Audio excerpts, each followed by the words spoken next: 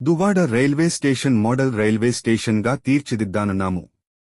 అమృత్ భారత్ పథకము కింద దువ్వాడ రైల్వే స్టేషన్లో చేస్తున్న పనులను Waltair railway divisional commercial manager Pooja Singh మంగళవారం సందర్శించారు. ప్రత్యేక ప్రచారంలో భాగంగా 5.0 అభివృద్ధ ది national foundation Amrit Samvad railway centre national gold journey సమావేశాన్ని దువ్వాడ స్టేషన్ విఐపి లాంచ్లో మంగళవారం నిర్వహించారు.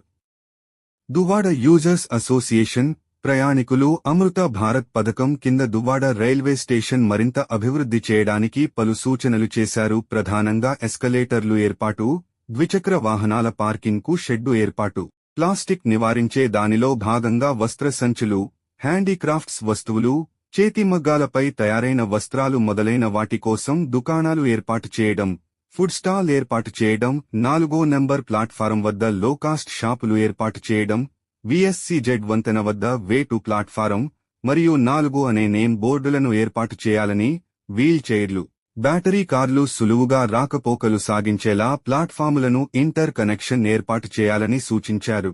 ఈ సందర్భంగా దువ్వాడ రైల్వే యూజర్స్ అసోసియేషన్ డిసిఎంను ఘనంగా సత్కరించారు.